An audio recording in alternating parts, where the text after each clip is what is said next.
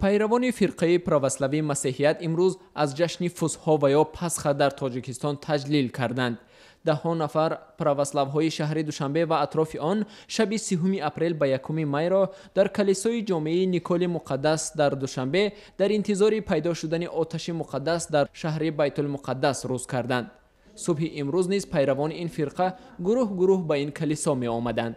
پیروان فرقه پراوسلوی مسیحیت فسحا را جشنها و یا مهمترین مراسم دینیشان اعتراف می کنند که همزمان به انجام روزه‌داری 49 روزه آنها راست می آید. Этот праздник мы празднуем уже 2016 лет. ما امروز و تا انجام هفته جشن فسحا را تجلیل می کنیم. در این جشن دسترخوان خود را حتما با کلیچ و تخم‌های رنگ کرده شده آرام می دهیم. تخم که در درونش حیات وجود دارد رمزی حیات جاودان است.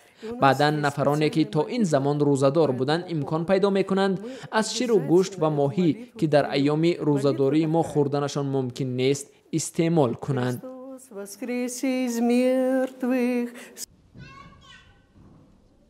پیروان فرقه پراوسلاو در روز این جشن نخست در کلیسا شام می‌گذارند و بعداً اسقف با کلیچ و تخم‌های رنگ کرده آنها آب مقدس می‌پوشد که تنها پس از این مراسم پراوسلاوها از آن استعمال می‌کنند.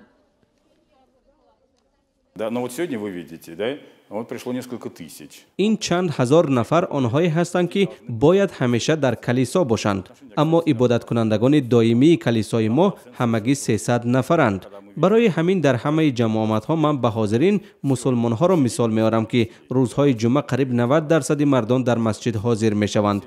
در ما باشد همگی 10% و یا از این هم کمتری آدمان به کلیسا می آیند. اگر آیند هم در یک سال یک بار و آن هم برای مقدس کردن کلیچ و تخم ها. امسال از ظهور رسمی فرقه پراوسلوی مسیحیت در کشورهای آسیای میانه و از جمله تاجیکستان 145 سال پر می شود. پس از آنکه که آسیای میانه به جزو از مستملکه روسیه پادشاهی تبدیل یافت، 4 می سال 1971 یپارخی ترکستان تأسیس یافت که کلیساهایی در حدود امروزه تاجیکستان قرار داشته هم تابع آن بودند. اما با تاکید پدر پیتریم، روسیه پادشاهی هیچگاه سیاستی به زور جلب کردن اهالی محلی را به پراوسلاویا پیش نمی برد. جلب مسلمانان به مسیحیت نه تنها تشویق نمی شد بلکه از سوی حکومت پادشاهی ممنوع اعلان شده بود.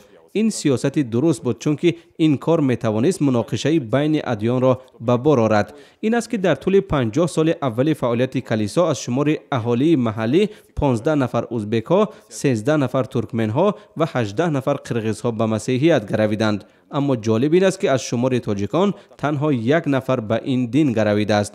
از این جهت تاجیکان از همه بیشتر به دین عنعنوی خویش یعنی اسلام صادق بودند.